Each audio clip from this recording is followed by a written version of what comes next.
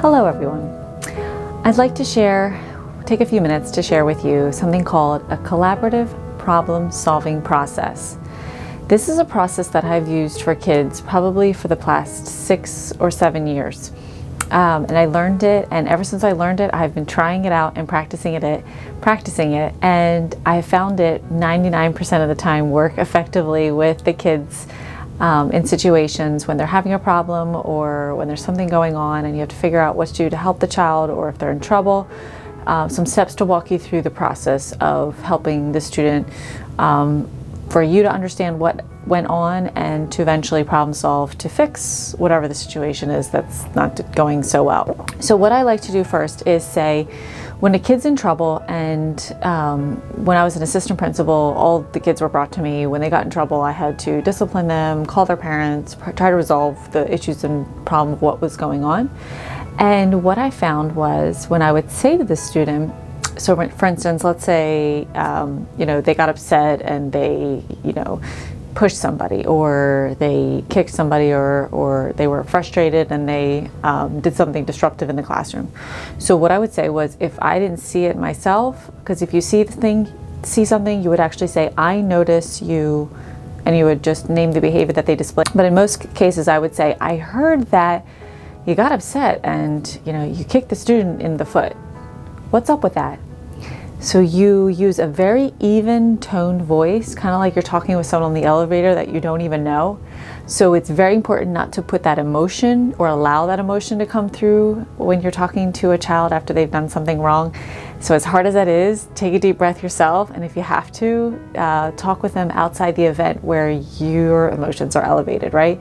So make sure you're calm and able to talk with them in an even toned voice, without any sort of looking down on them sort of voice, or any sort of blame coming through your voice. You have to keep it very, very even.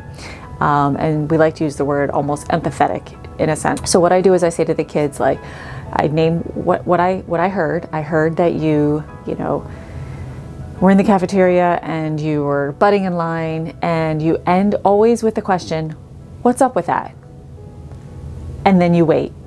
And it's that impregnable pause that is so hard for all of us to do. But try it and practice it, and over time you'll get used to the fact that there's that pause and nobody's saying anything, and you'll just let it be and you'll be comfortable with it. So I really just stop after saying, what's up with that?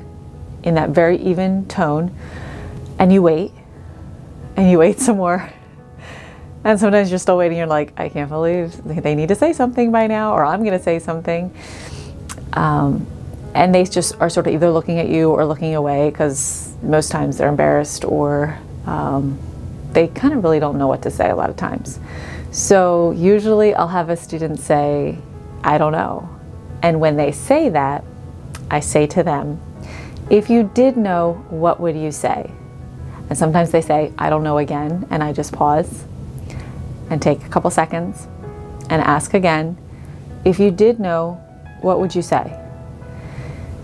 The goal here is to get them to really help you understand what went on from their perspective. Kids will end up saying sometimes the most unique things. I didn't have time to eat my breakfast this morning. We were rushing out the door, I didn't get to say bye to my parent.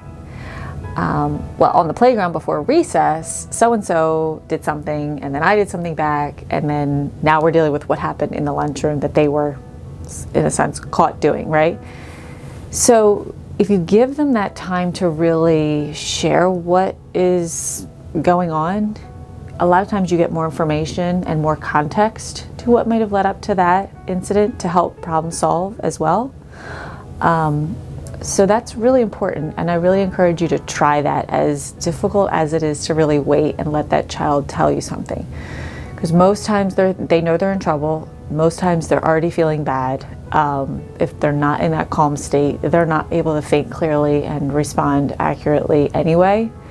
So a lot of times I tell teachers, yes, I know sometimes we want to deal with the incident right when it happened, but if they are escalated emotionally, they're not calm and actually thinking sensibly to be able to walk through the problem-solving process.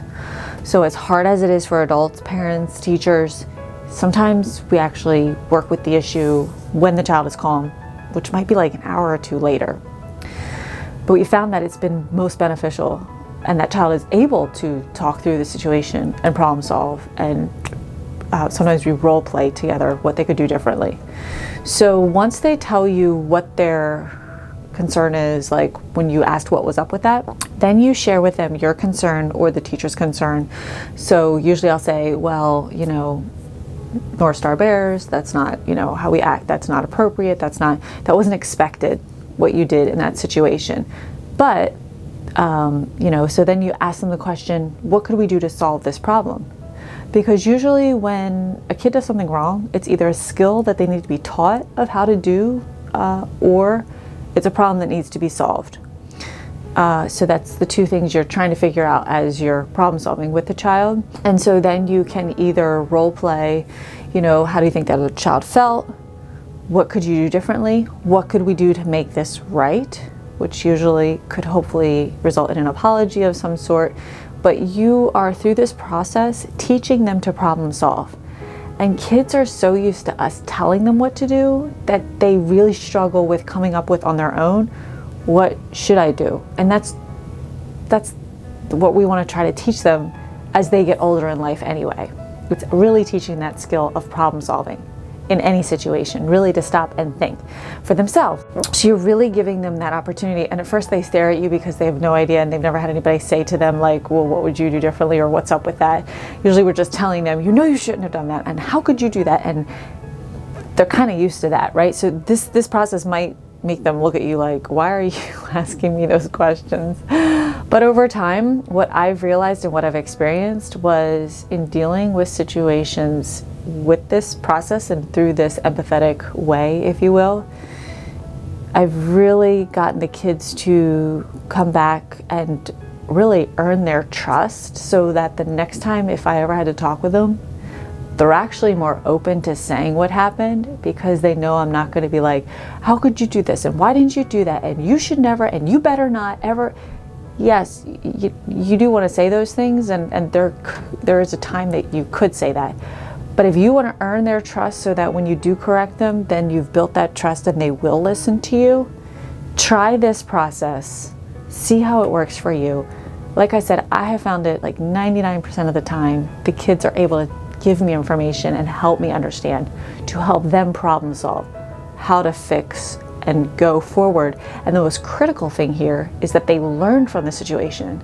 Because if you're not treating it with a very empathetic approach collaboratively like this, they are probably going to do the wrong thing again, because they won't have learned from it.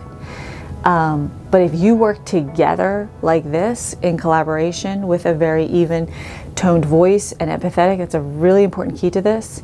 It sets up the environment and for themselves to actually learn from this and be able to use it as a teaching moment, and hopefully not ever come back to that situation again.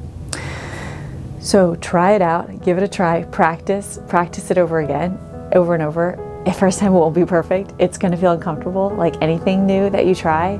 But I really encourage you to try this and see how it might improve your relationship, even in those situations, with whether it's a student or a child, whichever role you play in their lives. And I'd love to hear from you, so feel free to like this video and share a comment, and let me know how it goes. Thanks for listening.